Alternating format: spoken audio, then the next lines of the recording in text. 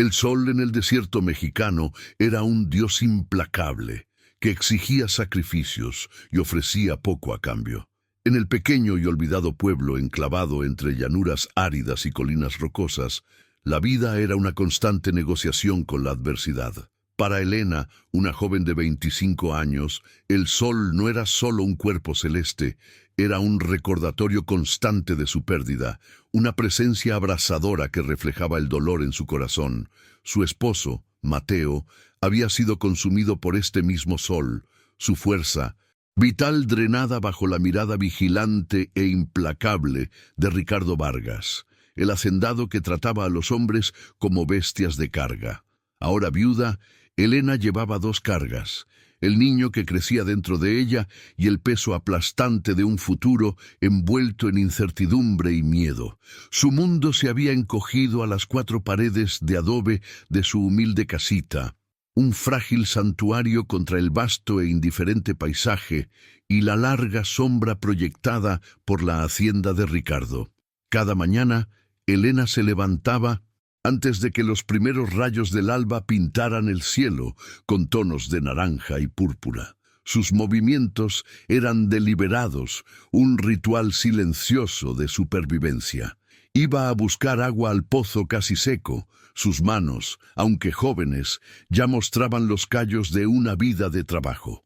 El propio pueblo parecía contener la respiración, atrapado en un estado colectivo de silenciosa desesperación. Los hombres se arrastraban hacia los campos de la hacienda Vargas, con los hombros caídos, sus rostros marcados por la misma resignación cansada que se había cobrado a Mateo. Eran fantasmas en sus propias vidas, sus espíritus lentamente erosionados por el trabajo incansable y el mísero pago que apenas mantenía a raya el hambre. Las mujeres, como Elena, libraban sus propias batallas dentro de los confines de sus hogares, estirando cada recurso, rezando por la lluvia y temiendo el día en que sus esposos o hijos compartieran el destino de Mateo. Esta es la historia de Elena, una mujer que se enfrentó a un dilema imposible en el corazón del desierto. Si crees en el poder de la superación y en la fuerza del espíritu humano, te ruego que te detengas un segundo y te suscribas a nuestro canal. Nuestra meta es llegar a los 1000 suscriptores para poder seguir trayendo historias que, como esta, nos recuerdan de qué estamos hechos. Tu suscripción es el latido que nos mantiene vivos. Por favor, comenta también desde qué ciudad o país nos estás viendo. Queremos saber hasta dónde llega el eco de estas voces. Ayúdanos a lograrlo. Ricardo Vargas era más que un hombre. Era una fuerza de la naturaleza, tan cruel e impredecible como las tormentas del desierto. Su hacienda, una estructura grandiosa e imponente, se erguía en una colina con vistas al pueblo, un símbolo constante y visible de su poder y de la subyugación de ellos. Desde sus balcones podía inspeccionar su dominio, un reino construido sobre el sudor y el sufrimiento de los demás. Era un hombre de 55 años, con un rostro como de piedra tallada y ojos que no contenían calor, solo el frío destello de la avaricia. Creía en una sola ley, la ley del más fuerte. La compasión en su mundo era una enfermedad, una debilidad que debía ser explotada y erradicada. Gobernaba no con leyes ni respeto, sino con miedo, una moneda que comerciaba a diario, asegurando que su control permaneciera absoluto e incuestionable. El dolor de Elena era un compañero silencioso. Rara vez hablaba de Mateo, pero su ausencia era una presencia palpable en su pequeña casa. A menudo se encontraba mirando el sombrero gastado que él había dejado atrás, el vago olor de su sudor y del polvo de los campos todavía adherido a él. Los recuerdos afloraban sin ser llamados, su sonrisa cansada al final de un día agotador, la forma gentil en que colocaba su mano sobre su vientre aún plano, susurrando promesas de un futuro mejor para su hijo. Estos recuerdos eran tanto un consuelo como un tormento. Eran un recordatorio de un amor que le había sido robado no por el destino, sino por la crueldad calculada de un hombre. El odio que sentía por Ricardo era un carbón amargo y ardiente en su pecho, un sentimiento tan intenso que a veces la asustaba. El cura del pueblo, el padre Francisco, era un hombre cuya fe era más académica que vivida. Predicaba sermones sobre el perdón y la misericordia desde el púlpito de su modesta iglesia, sus palabras resonando en la nave semivacía. Hablaba de poner la otra mejilla, de amar a los enemigos, pero su congregación, con los rostros endurecidos por la realidad, encontraba poco consuelo en sus tópicos. ¿Cómo podían perdonar a un hombre que era dueño de su propia existencia? El padre Francisco visitaba a Elena con frecuencia, brindándole el poco consuelo que podía ofrecer. Hablaba de los misteriosos caminos de Dios, instándola a liberar la ira de su corazón. Pero sus palabras se sentían huecas, desconectadas del dolor crudo y visceral que definía sus días. Era un buen hombre, pero su comprensión del sufrimiento era teórica, extraída de textos antiguos, no del polvo y la desolación de sus vidas. El peso de su embarazo era un recordatorio físico constante de su nueva realidad. La vida que se agitaba en su interior era una fuente de profunda y silenciosa alegría, una chispa de esperanza en la oscuridad que se cernía. Este niño era todo lo que quedaba de Mateo, una continuación de su legado. Era por este bebé nonato que ella soportaba. Tenía que sobrevivir, construir un mundo para él, o ella, que no estuviera definido por la sombra de Ricardo Vargas. Esta motivación era un instinto primario y feroz. Protegería esta nueva vida con cada gramo de su ser. La idea de que su hijo creciera para servir al hombre que efectivamente había matado a su padre era insoportable, una pesadilla contra la que luchaba con cada oración y cada acto silencioso de desafío en su lucha diaria. Isabela, la curandera y partera del pueblo, era una mujer forjada en el crisol del pragmatismo. Sus manos habían traído nueva vida al mundo y también habían consolado a los moribundos. Había visto demasiada dureza en la vida como para creer en milagros o en la bondad inherente de los hombres. Donde el padre Francisco veía teología, Isabela veía la realidad. Era cínica, de lengua afilada y profundamente protectora de Elena. Le traía hierbas para calmar los dolores de su embarazo y comida para complementar su mísera despensa. Olvida la charla del cura sobre el perdón, le decía a Elena, su voz un gruñido bajo. Ese hombre, Ricardo, es un alacrán. No perdonas a un alacrán, lo aplastas antes de que te pique de nuevo. La venganza es la única justicia que esta tierra entiende. La hacienda de Ricardo Vargas no era solo una casa, era una fortaleza. Sus altos muros y sus ornamentadas puertas de hierro estaban diseñadas para mantener el mundo fuera, pero, más importante aún, para recordar a los aldeanos su lugar.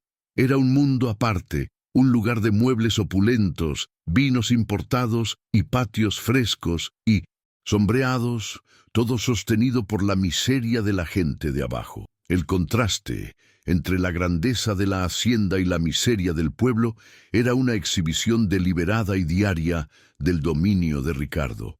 Era una manifestación física del abismo que separaba a los poderosos de los impotentes, una fuente constante de resentimiento que hervía justo debajo de la superficie de la docilidad forzada del pueblo. El polvo de los campos que se asentaba en el alféizar de la ventana de Elena parecía llevar consigo los ecos de las risas y la crueldad que emanaban de esa casa en la colina.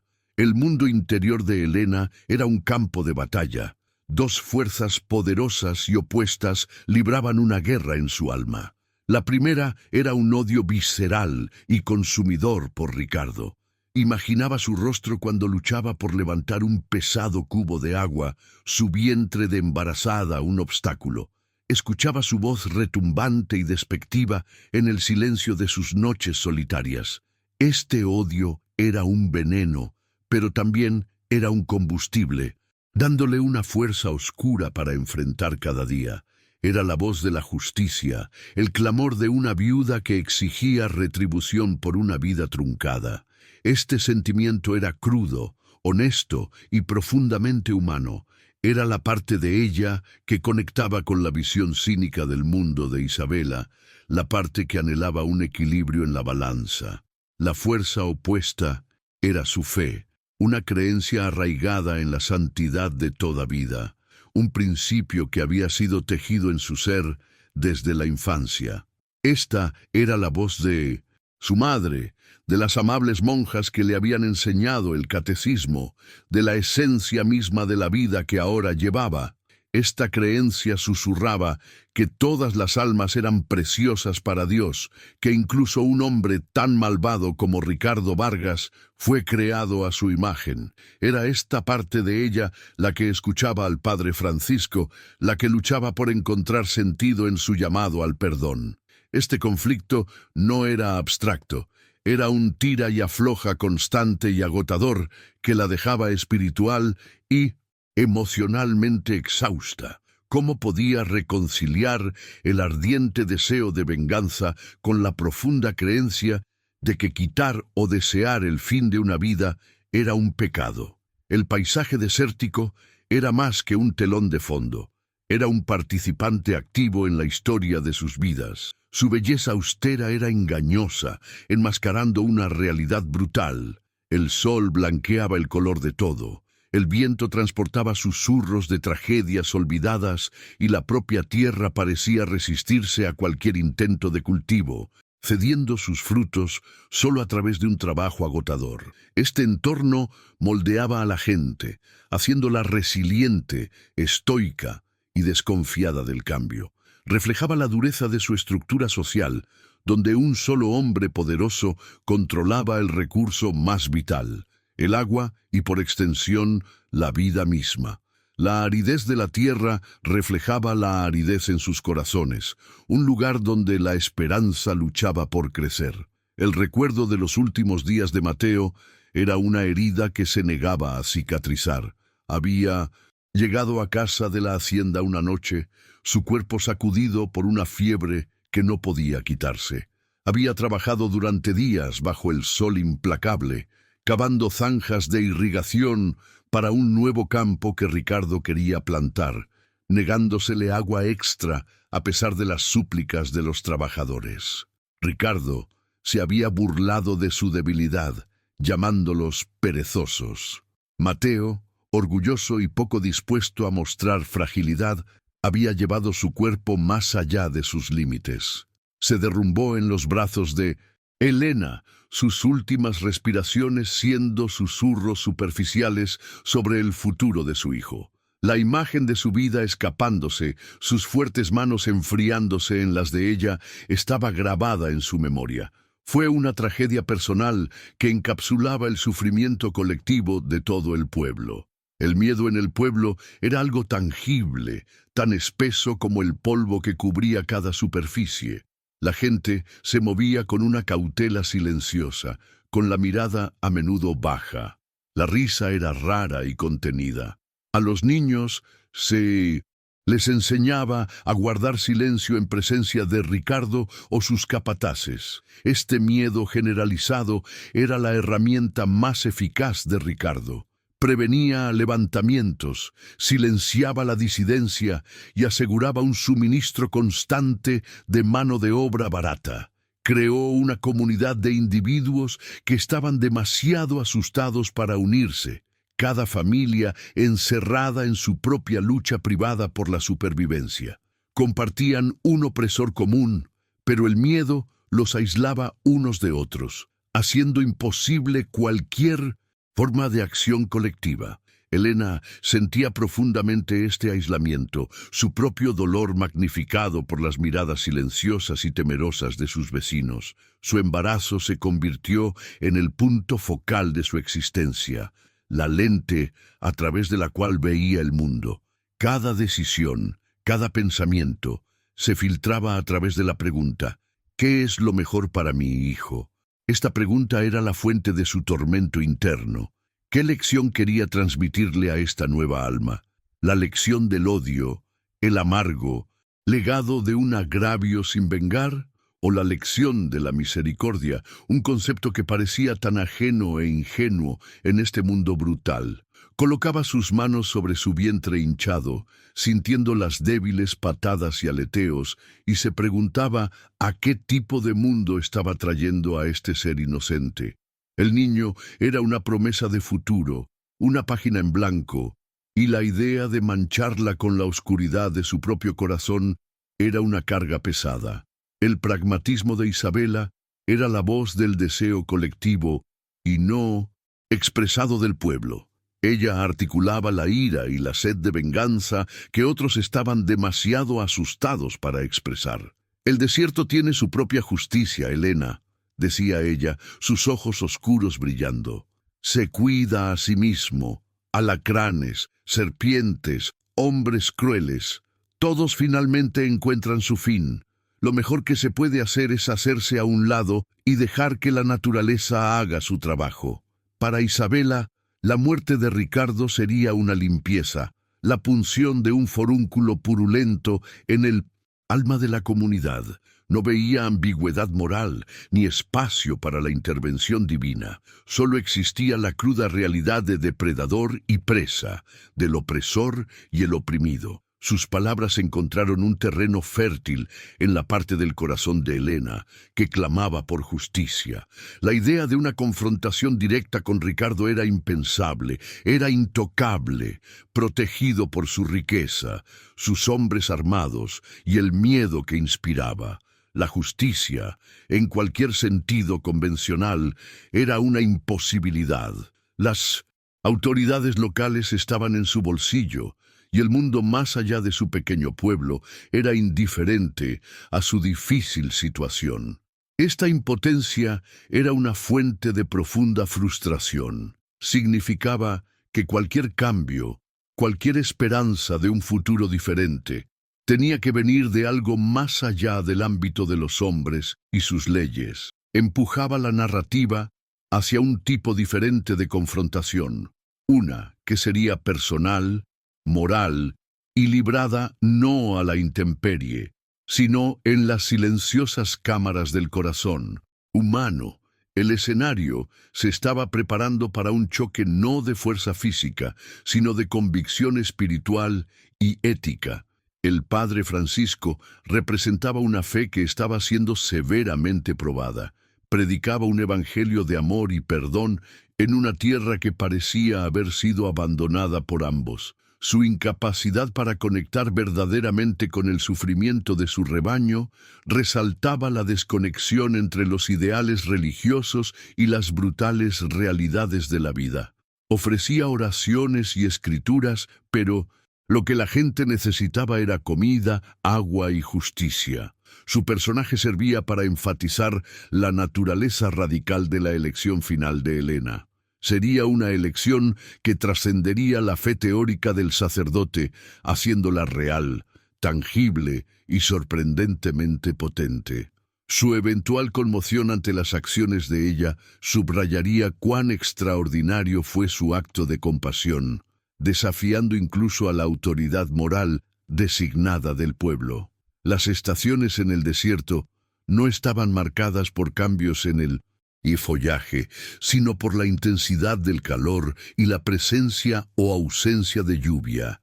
Ahora, en el apogeo de la estación seca, el mundo era un estudio en tonos de marrón y gris. El lecho del río era una cicatriz agrietada y polvorienta en el paisaje, y las plantas que sobrevivían eran espinosas y resistentes. Este entorno era un crisol, un lugar que despojaba todo lo no esencial, poniendo a prueba el núcleo de todo ser vivo. Era una tierra de extremos, de días abrasadores y noches frías, de silencio profundo y tormentas repentinas y violentas. Este ambiente se convertiría en el teatro del drama central de la historia, un lugar donde las leyes de la civilización quedaban suspendidas y se enfrentarían las cuestiones más fundamentales de la vida y la muerte. La soledad de Helena era un personaje en sí mismo. Después de la ráfaga inicial de condolencias, los aldeanos, consumidos por sus propias luchas, se habían retirado. Le ofrecían miradas de simpatía, pero mantenían la distancia, quizás temiendo que su desgracia fuera contagiosa o que asociarse con la viuda de un hombre que había desafiado a Ricardo, incluso en la muerte, fuera peligroso. Así, Helena existía en una burbuja de silencio. Sus días eran un monólogo silencioso de quehaceres y pensamientos. Este aislamiento intensificó su conflicto interno, dejándola sin nadie más que sus recuerdos, su fe y el consejo cínico de Isabela. Fue en esta profunda soledad donde se sembrarían las semillas de su trascendental decisión, lejos de la influencia y el juicio de los demás. La crueldad de Ricardo era legendaria, una colección de historias susurradas en voz baja después del anochecer. Estaba la historia del granjero que había cuestionado sus derechos de agua y fue encontrado golpeado casi hasta la muerte en el camino. Estaba la historia de la joven del pueblo que había llamado su atención y nunca volvió a ser la misma. Estas no eran solo historias, eran advertencias, parábolas de poder que reforzaban su reinado de terror. Tomaba lo que quería: tierra, agua, trabajo, dignidad, y dejaba un rastro de vidas rotas. Sus acciones no nacían de la pasión o la ira, sino de una fría y calculada creencia en su propia superioridad. Era la encarnación viviente de la indiferencia del mundo, un hombre cuyo corazón era tan estéril como el desierto que gobernaba. La esperanza de un futuro diferente era una brasa frágil, casi extinguida en el pueblo. Residía principalmente en los corazones de los más jóvenes, a quienes aún no les habían arrancado sus sueños a golpes, y en las oraciones silenciosas de los ancianos. Para la mayoría, el futuro era simplemente una repetición del presente, un ciclo interminable de trabajo y sumisión. La idea de que algo pudiera cambiar, de que el dominio de Ricardo pudiera aflojarse, parecía una fantasía. Este sentimiento prevaleciente de desesperanza era el verdadero muro de la fortaleza de Ricardo. Encarcelaba a los aldeanos de manera más efectiva que cualquier barrera física. Desafiarlo era desafiar la naturaleza misma de su mundo. Se necesitaría un acto de coraje o locura inimaginable para introducir una nueva posibilidad en esta realidad estancada. Helena caminaba a menudo hasta el borde del pueblo, contemplando el vasto e implacable paisaje. Miraba hacia las montañas distantes, sus picos brumosos en el calor de la tarde, e imaginaba un mundo más allá del suyo, un lugar donde una mujer y su hijo pudieran vivir en paz, donde el valor de una vida no se midiera por su capacidad para el trabajo. Estos momentos de contemplación silenciosa eran su escape, eran un recordatorio de que el mundo era más grande que su pueblo, más grande que Ricardo Vargas. Era un pequeño acto de rebelión, una negativa a dejar que su espíritu fuera confinado por las circunstancias de su vida. Esta conexión con la inmensidad de la naturaleza, con algo más grande que ella misma, jugaría un papel crucial en su viaje. El conflicto central de la historia se estaba gestando, una tormenta perfecta de presiones externas e internas. El conflicto externo era claro: Helena, una viuda vulnerable, contra Ricardo, un tirano todopoderoso. Era una lucha clásica de David y Goliat, pero una sin un arma obvia para David. El conflicto interno era aún más potente: el deseo de venganza de Helena versus sus profundas convicciones morales y religiosas. Esta batalla interna era el verdadero corazón de la historia. Su elección no solo determinaría el destino de Ricardo, definiría su propia alma y establecería la brújula moral para su hijo nonato. La narrativa estaba construyendo meticulosamente la presión, asegurando que cuando llegara el momento de la crisis, su decisión estaría cargada con el máximo peso posible. El recuerdo de su esposo, Mateo, no era solo una fuente de dolor, sino también una piedra de toque moral. A menudo se preguntaba qué habría querido él que hiciera.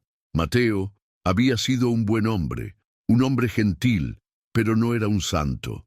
Había albergado una ira profunda y latente hacia Ricardo. ¿Habría querido él que ella aprovechara la oportunidad para vengarse? ¿O su amor por ella y su hijo lo habría llevado a abogar por un camino que no implicara más oscuridad, más muerte? Su voz estaba ausente, dejando a Helena luchando sola con esta pregunta. Sus acciones serían, en cierto modo, el capítulo final de la historia de Mateo, una respuesta a la injusticia que había terminado con su vida. Los otros aldeanos servían como un coro griego, representando el espectro de posibles reacciones a la situación de Helena y la tiranía de Ricardo. La mayoría eran observadores pasivos, sus instintos de supervivencia superando cualquier impulso hacia la solidaridad. Eran la mayoría silenciosa, paralizada por el miedo. Isabela era la voz de la venganza pragmática, un reflejo de la ira reprimida de la comunidad. El padre Francisco era la voz de una fe idealizada y no probada. A través de sus interacciones con Helena, vemos los diferentes caminos disponibles para ella, las diferentes filosofías que podría adoptar. Su elección final sería un rechazo al miedo pasivo de muchos y a la ira cínica de unos pocos, forjando un nuevo camino que era enteramente suyo. La promesa de una nueva vida, simbolizada por su embarazo, era el catalizador central de la historia. Representaba el futuro, la continuidad y la posibilidad de romper el ciclo de violencia y opresión. El niño era un inocente, no contaminado por el odio que había envenenado el pueblo. La decisión de Helena sería la primera y más importante lección que le enseñaría a su hijo. Le enseñaría que el mundo es un lugar donde respondemos a la crueldad con crueldad, donde la única forma de sobrevivir es ser tan despiadado como nuestros enemigos. ¿O le enseñaría que hay otra manera, un camino más difícil, pero en última instancia más poderoso de compasión y misericordia? Lo que estaba en juego en su elección no era solo personal, era generacional. El escenario está preparado para el incidente incitador. El mundo de Helena ha sido claramente definido. Su dolor, su soledad, su pobreza, su conflicto moral interno y la presencia opresiva de Ricardo Vargas. Los personajes clave, la pragmática Isabela y el idealista padre Francisco, han establecido los polos del dilema moral que enfrenta. La atmósfera del pueblo está densa de miedo y resentimiento tácito. El duro e implacable paisaje desértico espera, un terreno neutral, donde tendrá lugar la confrontación definitiva. Todos los elementos están en su lugar para que un solo evento inesperado rompa el frágil equilibrio de la vida de Helena y la obligue a enfrentar las preguntas que han estado atormentando su alma. La tensión se ha enrollado cuidadosamente, esperando el momento en que será liberada. Ricardo Vargas, en su arrogancia, era ajeno a las silenciosas corrientes de odio que fluían bajo sus pies. No veía a los aldeanos como personas con vidas interiores complejas, sino como simples herramientas, instrumentos para su ambición. Confundía su silencio con aceptación, su obediencia con lealtad. Esta arrogancia, esta incomprensión fundamental del espíritu humano sería su perdición. Se creía invencible, que su poder lo colocaba por encima de las leyes ordinarias de la naturaleza y del hombre. No entendía que los resentimientos más profundos son a menudo los más silenciosos, y que la fuerza más profunda se puede encontrar en los lugares más insospechados. Era un hombre que caminaba con confianza hacia un acantilado que no podía ver. La narrativa tiene un ritmo deliberado, permitiendo que el espectador se sumerja en el mundo de Helena, que sienta el calor del sol, la arena del polvo y el peso de su dolor. Es una historia que se desarrolla no a través de una acción trepidante, sino a través de la observación silenciosa y una profunda inmersión psicológica. El enfoque está en el porqué detrás de las acciones, no solo en el qué. Al final de esta introducción, la audiencia debería estar profundamente involucrada en la lucha de Helena.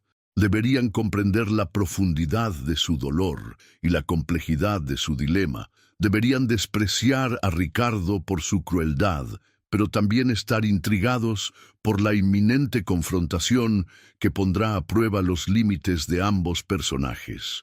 Una sensación de inevitabilidad flota en el aire.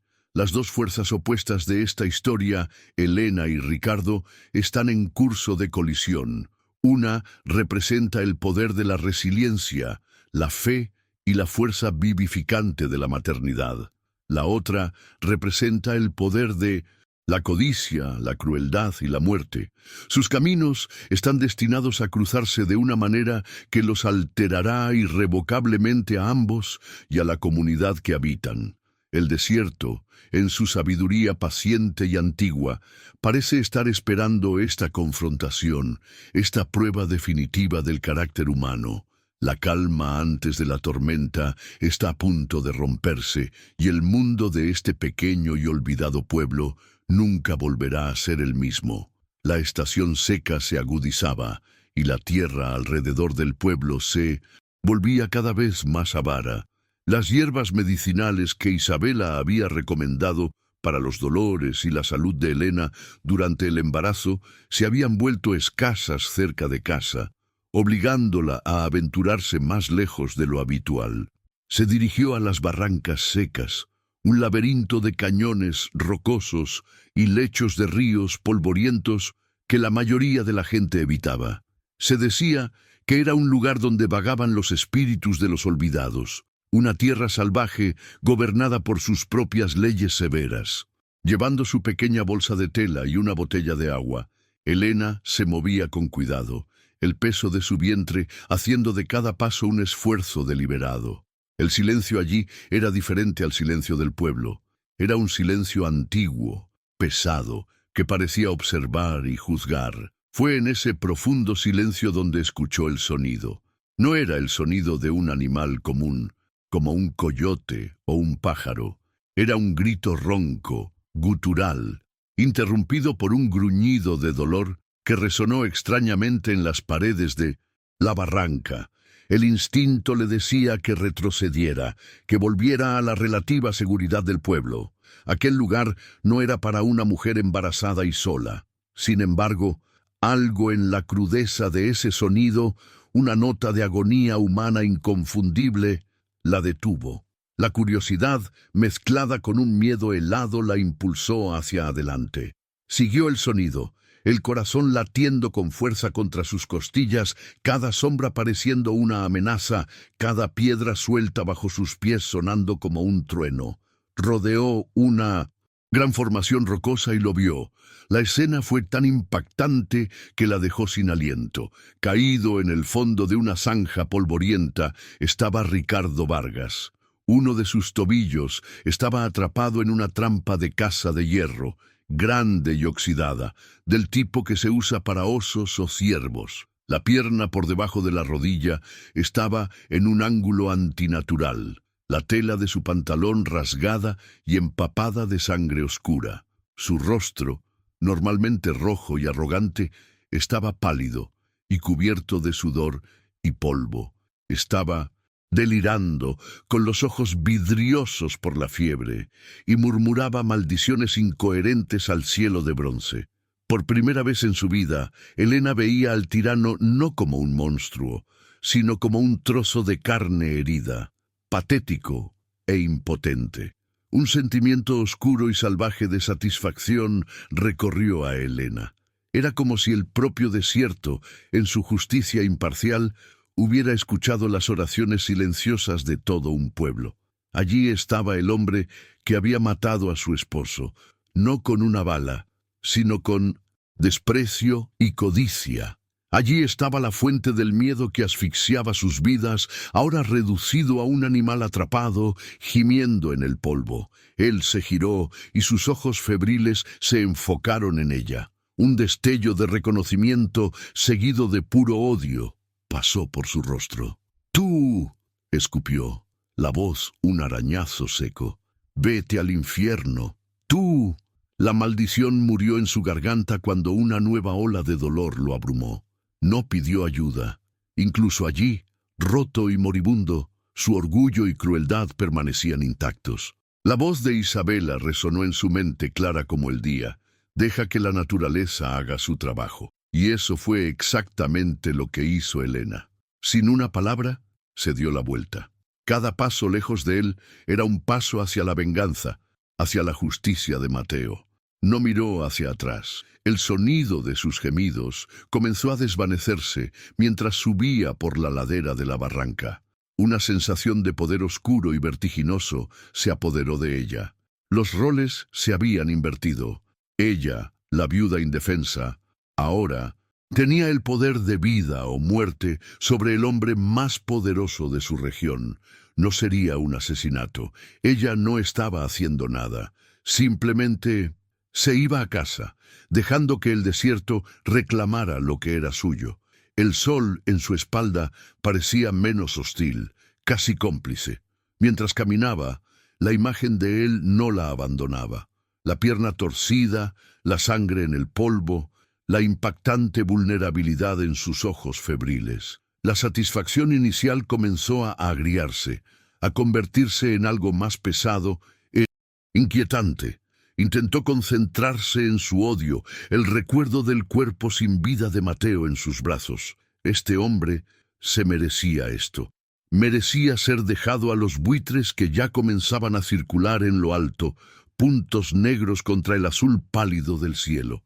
Merecía sentir el miedo, el dolor y la impotencia que había infligido a tantos otros. Se repetía estas cosas a sí misma, como una letanía, tratando de ahogar la otra voz que comenzaba a surgir en su mente, una voz más baja, más incómoda.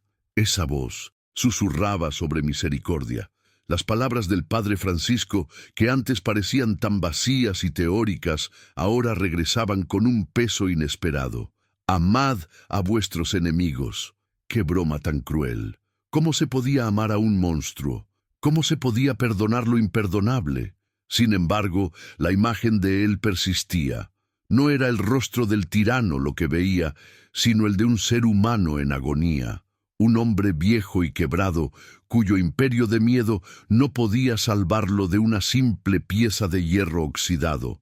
Su crueldad no hacía que su sufrimiento fuera menos real. El conflicto dentro de ella era un dolor físico, una náusea que subía desde su estómago. El odio la empujaba hacia adelante, pero una fuerza desconocida y terrible la retenía. De repente, el niño dentro de ella se movió, una patada fuerte y definitiva contra sus costillas. Elena se detuvo, jadeando, y colocó ambas manos protectoramente sobre su vientre. Ese movimiento, ese recordatorio de la vida inocente que llevaba, fue como un rayo de claridad en la tormenta de su mente. ¿Qué historia le contaría a este niño algún día? La historia de cómo su madre encontró al enemigo de su padre indefenso y lo dejó morir. ¿Sería ese el legado que le daría a su hijo? Un legado de venganza, una lección de que el odio debe pagarse con odio.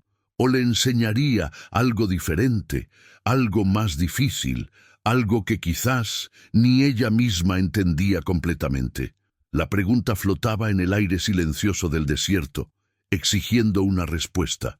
Se quedó allí, paralizada en medio del camino, una figura solitaria entre el cielo y la tierra. El camino de regreso al pueblo representaba la justicia, la venganza, el fin de la tiranía. El camino de regreso a la barranca representaba, ¿qué? ¿Compasión? ¿Locura? ¿Traición a la memoria de su esposo? No lo sabía. Solo sabía que la imagen de él, solo y moribundo, se había convertido en una carga más pesada que su odio. Con un sollozo que era en parte frustración, en parte resignación, se dio la vuelta una vez más. Sus pies, actuando casi independientemente de su mente confusa, comenzaron a rehacer el camino de regreso a la barranca, de regreso a su enemigo. La decisión estaba tomada, no con claridad o convicción, sino con una necesidad abrumadora e inexplicable. Este era el momento más solitario de su vida. El odio por Ricardo era un fuego que la había calentado en sus frías noches de duelo, pero la idea de dejarlo morir se estaba convirtiendo en un veneno que su alma no podía soportar. Era una elección imposible y estaba completamente sola para hacerla. El mundo parecía haberse detenido, esperando su decisión. No sabía si estaba haciendo lo correcto, solo sabía lo que no podía hacer. No podía convertirse en un monstruo para luchar contra otro. No podía llevar una muerte en su conciencia mientras llevaba una vida en su vientre. La lucha que libraba dentro de sí misma era más feroz que cualquier batalla física, una guerra por el tipo de persona que sería a partir de ese momento. Cuando regresó, el sol estaba más alto, el calor más intenso. Ricardo parecía haberse encogido. Su respiración era más superficial, sus delirios se habían convertido en gemidos bajos e intermitentes. Abrió los ojos cuando la sombra de ella cayó sobre él. Esta vez no había odio en su mirada, solo un miedo primario y confuso. Probablemente pensó que ella había regresado para burlarse de él, o quizás para acelerar su fin con una roca. Se encogió, un movimiento patético que envió una nueva ola de agonía por su pierna. Él, el hombre que nunca había tenido miedo de nada, ahora miraba a la viuda embarazada de su trabajador muerto con terror absoluto. El poder en esa barranca había cambiado de manos de forma completa y definitiva. Elena no dijo nada. Las palabras eran inútiles ahora. Se acercó lentamente y se arrodilló, no cerca de su cabeza, sino cerca de sus pies, cerca de la terrible herida. El olor a sangre e infección comenzaba a flotar en el aire caliente. Miró la trampa. Era una pieza de ingeniería brutal, 2 mandíbulas de hierro dentadas, unidas por un potente resorte. El óxido y la sangre dificultaban ver el mecanismo. Sabía que necesitaría fuerza y cuidado. Un movimiento equivocado podría hacer que las mandíbulas se cerraran aún más, o podría atrapar sus propias manos. El desafío era inmenso, casi imposible para una mujer en su estado, pero la duda había desaparecido de su mente, reemplazada por una determinación sombría y enfocada. Tomó la pequeña botella de agua que llevaba y, con cuidado, vertió un poco del precioso líquido en sus labios agrietados. Ricardo bebió ávidamente, sus ojos nunca apartándose de los de ella, llenos de una desconfianza aturdida. ¿Qué era esto? ¿Por qué esta mujer, que tenía todas las razones del mundo para odiarlo, le daría agua? Su mente febril no podía encontrar una lógica para aquello. La crueldad era un lenguaje que él entendía. La venganza la habría respetado. Pero la misericordia era un concepto tan extraño, tan ajeno, que no podía procesarlo. Observó en silencio mientras ella se dedicaba a la tarea de liberarlo, su cerebro luchando por entender un acto que desafiaba todo lo que él conocía sobre el mundo. La lucha con la trampa comenzó. Era pesada, increíblemente pesada. Elena usó todo el peso de su cuerpo para intentar forzar la apertura de las mandíbulas, pero apenas se movieron. El metal estaba rígido por el óxido y la tensión. Sus músculos protestaron, un dolor agudo recorriendo su espalda. El sudor le corría por el rostro, mezclándose con el polvo. Jadeaba por el esfuerzo, negándose a rendirse. La ironía de la situación era abrumadora. Estaba gastando sus últimas fuerzas para salvar al hombre cuya codicia había agotado las fuerzas de su esposo hasta la muerte. Era una penitencia, una contradicción, un acto de locura y de fe, todo al mismo tiempo. Cada gruñido de esfuerzo era una oración, cada gota de sudor una lágrima por su dilema. Buscó una piedra, una que pudiera usar como palanca. Encontró una plana y sólida, y la encajó entre el mecanismo del resorte y la mandíbula de la trampa. Empujó con toda su fuerza. El metal gimió en protesta, un sonido agudo y chirriante. Empujó de nuevo, sus brazos temblando violentamente. Ricardo observaba todo, su rostro una máscara de dolor y confusión. No entendía qué la estaba impulsando. Nunca había hecho nada en su vida que no fuera para su propio beneficio. La idea de sacrificio por un enemigo era incomprensible. Veía el esfuerzo de ella, el dolor en su rostro y por primera vez, quizás en décadas, sintió algo que no era ira, ni poder, ni desprecio. Era un asombro silencioso y profundo. El esfuerzo la estaba llevando al límite. Tenía las manos arañadas y sangrando por la piedra áspera y el metal oxidado. Puntos negros danzaban en su visión. Sabía que no le quedaba mucho más. Su propia salud y la de su hijo estaban en riesgo. Aún así, no podía detenerse. Era como si estuviera tratando de liberar no solo la pierna de él, sino a sí misma de una carga invisible, la carga del odio, de la venganza. Quizás, de alguna manera retorcida al salvarlo, estaba salvando la parte de sí misma que Mateo amaba, la parte que temía estar perdiendo por la amargura. Respiró hondo, reunió lo que le quedaba de fuerza, y se preparó para un intento más. La barranca parecía haber contenido la respiración. Los únicos sonidos eran la respiración jadeante de Elena, los gemidos bajos de Ricardo y el zumbido de las moscas atraídas por el olor a sangre. El mundo exterior había desaparecido. El pueblo, la hacienda, el pasado, el futuro, todo se había disuelto, dejando solo este momento crudo y primario. Una mujer, un hombre, una trampa, un acto de voluntad contra el hierro y la carne. La decisión de Elena de regresar había sido el punto de inflexión moral, pero la batalla física para cumplir esa decisión era la verdadera prueba de su convicción. Era fácil tener un ideal en la comodidad de la mente. Otra cosa era sangrar por él bajo el sol implacable del desierto. Ricardo Vargas, en su delirio febril, comenzó a ver imágenes. Vio el rostro de Mateo, joven y fuerte, trabajando en sus campos.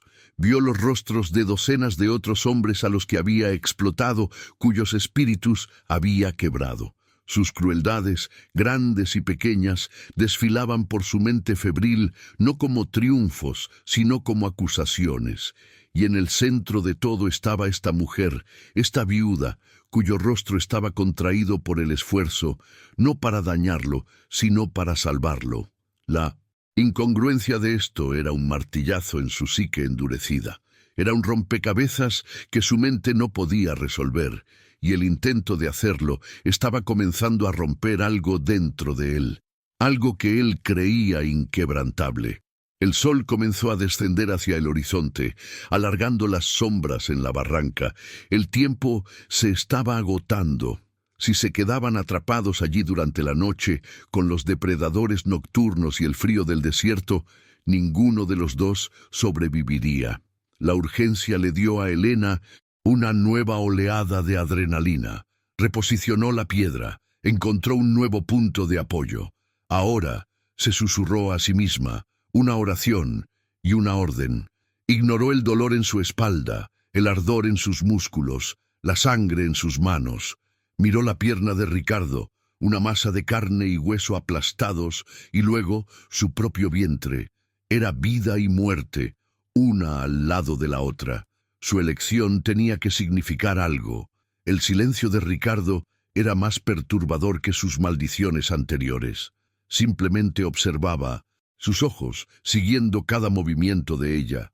La barrera de su arrogancia y crueldad se estaba desintegrando bajo el ataque inexplicable de la compasión de ella. Ya no era el hacendado, el tirano, solo era un hombre viejo y herido, totalmente dependiente de la mujer a la que más había dañado en el mundo. La inversión de roles era tan completa, tan absoluta, que rayaba en lo surrealista. Él, que siempre había sido el amo del destino de los demás, ahora veía su propio destino en las manos, ensangrentadas y temblorosas de su víctima, y ella no estaba usando ese poder para vengarse, sino para hacer lo impensable. Elena sabía que este sería su último intento. No le quedaba nada más. Reunió todo su dolor, toda su ira, toda su fe confusa y todo su amor feroz por su hijo nonato en un único punto de enfoque. Empujó la palanca de piedra con un grito que fue arrancado desde lo más profundo de su alma. Era un sonido de dolor, esfuerzo y liberación, todo en uno. El metal oxidado crujió, protestó, tembló. Por un momento agonizante, no pasó nada. Mantuvo la presión, todo su cuerpo temblando, al borde del colapso. Estaba luchando no solo contra una trampa, sino contra el legado de odio que amenazaba con definir su mundo. La tensión en el aire era palpable, una cuerda estirada hasta el punto de ruptura. Ricardo contuvo la respiración, el dolor momentáneamente olvidado en anticipación. Los buitres seguían circulando en lo alto, pacientes, esperando el resultado de esta extraña lucha.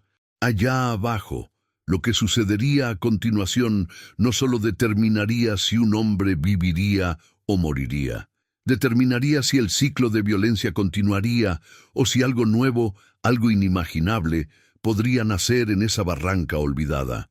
La fuerza de Elena se estaba desvaneciendo, su visión oscureciéndose en los bordes. Solo le quedaba un segundo más de conciencia, un gramo más de fuerza para dar. La historia de ellos y la del pueblo pendía de ese único y frágil momento. Con el grito final de Elena, algo cedió. Hubo un chasquido metálico agudo, un sonido feo de hierro oxidado rindiéndose a la fuerza. Las mandíbulas de la trampa se abrieron de repente, con una violencia que lanzó a Elena hacia atrás, haciéndola caer al suelo polvoriento. El aire salió de sus pulmones en un soplo. Al mismo tiempo, un grito de agonía pura y primitiva rasgó la garganta de Ricardo. Libre de la presión que lo atenazaba, la sangre volvió a fluir hacia su pierna aplastada, trayendo consigo un dolor tan intenso que le hizo perder el conocimiento por un instante. La batalla física había terminado. La trampa estaba abierta. El silencio que siguió fue más pesado y profundo que antes. Por un largo momento, nadie se movió. Elena permaneció en el suelo, su cuerpo temblando incontrolablemente, el mundo girando a su alrededor. El agotamiento era un océano que la ahogaba. Ricardo, apoyado en un codo, miraba su miembro libre pero arruinado con una expresión de mudo horror.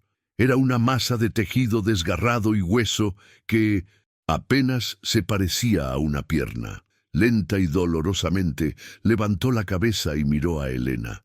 Sus ojos, antes llenos de odio o miedo, ahora solo contenían un vasto y vacío desconcierto. Esperaba un golpe final, una palabra de desprecio, el abandono. Esperaba cualquier cosa, excepto lo que ella hizo a continuación. Con un esfuerzo que le costó casi todo lo que le quedaba, Elena se arrastró hasta su botella de agua. Sus manos temblaban tanto que apenas podía sostenerla. Se arrastró los pocos metros que los separaban. El sonido de su cuerpo moviéndose en el polvo era el único ruido en la barranca. No miró su rostro, sino sus labios agrietados. Sin una palabra, le tendió la botella de agua. Era la misma oferta de antes, pero ahora, después de la lucha, el sacrificio y la liberación, el gesto adquirió un peso monumental. Ya no era solo agua, era misericordia. Era un perdón que él no había pedido y ciertamente no merecía. Era un acto tan puro e inexplicable que rompió algo dentro de él. Ricardo miró el agua y luego el rostro de ella, un rostro sucio de polvo y lágrimas secas, el rostro de la mujer que él había destrozado. Y fue en ese momento que el hombre más cruel de la región se deshizo. Su barbilla comenzó a temblar, su rostro de piedra, la máscara de crueldad que había usado durante 55 años, comenzó a agrietarse. Un sonido extraño, un sollozo ahogado y feo, escapó de sus labios. Intentó reprimirlo, pero no pudo. La presa de toda una vida de brutalidad y emociones reprimidas se rompió. Ricardo Vargas, el tirano, el demonio del pueblo, comenzó a llorar. No era un llanto de dolor físico o autocompasión. Era un llanto que venía de un lugar mucho más profundo, un lugar que él mismo quizás no sabía que existía. Eran sollozos desgarrados, rotos, que sacudían todo su cuerpo. Se cubrió el rostro con las manos, como para ocultar la visión vergonzosa de su propia humanidad expuesta. El sonido de su llanto resonó en la barranca, un sonido tan incongruente, tan imposible, que parecía desafiar las propias leyes de la naturaleza. Para Elena, que observaba paralizada, era más impactante que cualquier acto de violencia. El monstruo no estaba rugiendo, se estaba ahogando en sus propias lágrimas. A través de los sollozos, las palabras comenzaron a brotar, no hacia Elena, sino hacia los fantasmas que su fiebre y su alma rota habían conjurado. «Mateo», murmuró, la voz ronca e irreconocible.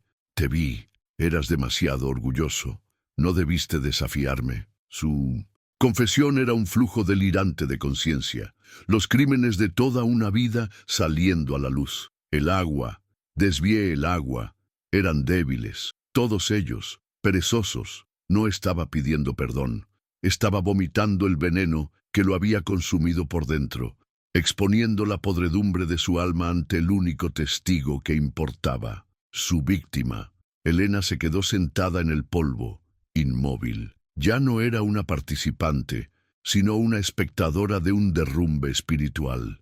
Cada palabra que pronunciaba era una confirmación de las peores sospechas del pueblo, de los crímenes susurrados en las sombras. Confesó haber engañado a vecinos para quedarse con sus tierras, haber castigado a trabajadores por pequeñas infracciones con una crueldad desproporcionada, haberse deleitado en el miedo que inspiraba. La confesión no le trajo a Elena un sentimiento de triunfo, en cambio, sintió un vacío profundo y perturbador. El hombre que había odiado con cada fibra de su ser se estaba desintegrando ante ella, y todo lo que quedaba era el patético caparazón de un hombre roto. El flujo de palabras finalmente disminuyó, convirtiéndose en murmullos incoherentes y luego en un silencio jadeante. Ricardo bajó las manos. Su rostro estaba mojado, sucio, la expresión de un hombre perdido. Miró a Elena, y por primera vez no había tiranía en sus ojos. No había nada más que una vasta y terrible vergüenza. Se vio reflejado en el espejo de la compasión de ella, y sintió asco de lo que vio. El acto de misericordia de ella no solo lo había salvado de la trampa, lo había obligado a confrontarse a sí mismo, y esa visión era más aterradora que cualquier muerte. El silencio en la barranca era ahora el silencio de las secuelas de una batalla. El alma de Ricardo Vargas, la fortaleza de crueldad que parecía inexpugnable, yacía en ruinas. Elena, la viuda embarazada, había ganado una guerra sin levantar un arma. Había desmantelado a su enemigo no con odio, sino con un acto que él no podía comprender. Lo había liberado, físicamente, pero lo había aprisionado moralmente en una celda de su propia conciencia recién despertada. Su victoria era silenciosa, compleja y dejaba un sabor agridulce de tristeza y finalidad. La lucha había terminado, pero las consecuencias apenas comenzaban. El sol finalmente tocó el horizonte, pintando el cielo con tonos de naranja y púrpura que parecían burlarse de la sombría escena de abajo. Un escalofrío recorrió el cuerpo de Elena, un recordatorio de que el frío del desierto estaba llegando. Ricardo había caído en un sueño agitado y febril, su cuerpo temblando ocasionalmente. Estaba libre de la trampa, pero la fiebre, la pérdida de sangre y la pierna arruinada todavía eran sentencias de muerte si lo dejaban allí. El odio de Elena, que había sido la fuerza motriz de su vida durante tantos meses, se había disipado, reemplazado por un cansancio profundo, un agotamiento que era tanto físico como espiritual. Miró al hombre dormido. Ya no era Ricardo Vargas, el hacendado, era una carga. Su acto de compasión no había terminado con la apertura de la trampa. Se dio cuenta con una claridad desoladora de que se había atado a él de una manera que el odio nunca lo hizo. Dejarlo allí para que muriera ahora parecería una crueldad mucho mayor que si nunca hubiera regresado. Ella había intervenido. Había asumido la responsabilidad de su vida. La ironía era abrumadora. Al intentar liberarse de la carga del odio, había asumido la carga de su enemigo. ¿Qué sentiría si regresara al pueblo y dijera que él estaba muerto? Alivio, justicia. Mirando su patética figura, supo que no sentiría nada de eso. Sentiría solo el peso de una vida que podría haber salvado, pero eligió no hacerlo. La elección en la barranca no fue entre venganza y misericordia. Fue una elección sobre qué tipo de mundo quería construir para su hijo. Y en ese mundo, la vida era sagrada. Incluso la vida de un hombre como Ricardo Vargas. Su fe, antes teórica y puesta a prueba, se había vuelto real, pesada y exigente, con una resolución silenciosa que provino de un lugar de pura extenuación. Elena se puso de pie. Sus piernas temblaban, pero se mantuvo firme. Le dio una última mirada a Ricardo, a el desastre de su pierna y la paz febril en su rostro. No había perdón en su corazón, no todavía. Quizás nunca lo habría, pero había una decisión. No lo abandonaría. Volvería al pueblo. Enfrentaría las miradas de asombro, la ira de Isabela, la confusión del padre Francisco. Convencería a los hombres, los mismos hombres que él había aterrorizado, a que regresaran con ella y llevaran a su opresor a un lugar seguro. El viaje de regreso sería diferente. Ya no huía de una decisión, sino que caminaba hacia sus consecuencias. La oscuridad caía rápidamente, pero Elena ya no tenía miedo. Algo había cambiado dentro de ella, en esa barranca. Había enfrentado lo peor de otro ser humano y había respondido con lo mejor de sí misma. No sabía qué traería el futuro, o si su acción marcaría alguna diferencia en el gran esquema de las cosas. Solo sabía que había tomado una decisión y que la seguiría hasta el final. El clímax de su batalla no fue el grito, sino el silencio determinado con el que comenzó la larga caminata de regreso a casa. Cuando Elena llegó tropezando de vuelta al pueblo, la noche ya había caído, trayendo consigo las estrellas y el frío del desierto. Era una aparición, cubierta de polvo y de la sangre seca de Ricardo y de sus propias manos. Su rostro estaba pálido y exhausto, pero sus ojos brillaban con una nueva e inquebrantable determinación. No fue a su casa, sino a la pequeña plaza en el centro del pueblo, donde algunos hombres aún se demoraban, sus voces bajas en la oscuridad. El padre Francisco estaba allí, al igual que Isabela, quien inmediatamente corrió a su lado, la preocupación en su rostro transformándose rápidamente en conmoción al ver su estado. «¿Qué pasó?», preguntó ella, la voz llena de alarma. Elena les contó la historia.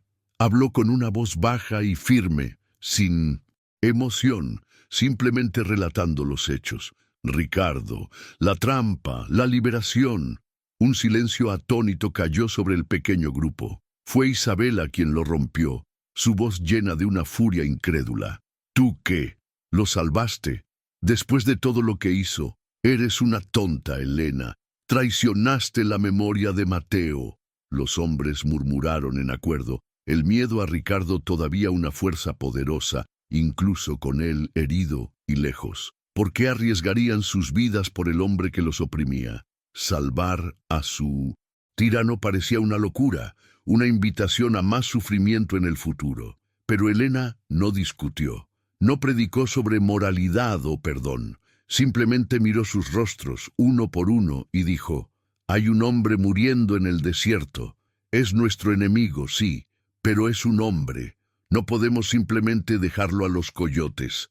No es correcto». Sus palabras no eran una súplica, sino una declaración. Había una fuerza en ella que nadie había visto antes. No era la fuerza de la ira o la venganza, sino una autoridad silenciosa nacida de haber enfrentado lo peor y elegido lo mejor. No estaba pidiendo, estaba liderando. Y esa nueva fuerza los dejó sin palabras. Fue el padre Francisco quien se movió primero. Miró a Elena, su rostro una mezcla de asombro y vergüenza. Toda su vida había predicado el perdón en teoría, pero esta mujer, esta viuda embarazada, lo había practicado de la forma más radical y peligrosa. Su fe fue avergonzada por la acción de ella. «Tiene razón», dijo, su voz más fuerte de lo habitual. «No podemos convertirnos en los monstruos que despreciamos. Yo iré». Su decisión, proveniente de la autoridad moral del pueblo, rompió la vacilación de los otros hombres. A regañadientes, uno por uno, aceptaron. Tomaron una camilla improvisada, linternas, y siguieron a Elena de regreso a la oscuridad de la noche. El viaje de regreso a la barranca se hizo en un tenso silencio.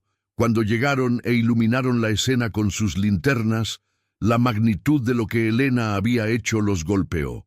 Vieron la enorme trampa de hierro abierta, el polvo manchado de sangre, las marcas de la lucha de Elena en las rocas y la tierra. Vieron el estado de Ricardo, roto y apenas consciente. Comprendieron que la mujer que los lideraba había librado y ganado una batalla imposible sola. Sin una palabra, levantaron el pesado cuerpo de su opresor en la camilla y comenzaron el largo y extraño viaje de regreso, cargando al hombre que todos habían deseado ver muerto. Ricardo Vargas sobrevivió. Paradójicamente fue Isabela, la más cínica de todos, quien supervisó su recuperación. Su juramento como curandera, su deber hacia la vida, superó su odio personal. Limpió y vendó su pierna, administró hierbas para la fiebre, trabajando con una sombría eficiencia. Cuando Ricardo finalmente despertó de su delirio febril, días después, el mundo a su alrededor era el mismo. Pero él era un hombre irrevocablemente cambiado. El fuego en sus ojos se había extinguido, reemplazado por un vacío atormentado. Lo recordaba todo. El dolor, la trampa, el rostro de Elena, el agua, sus propios sollozos vergonzosos y el torrente de su confesión.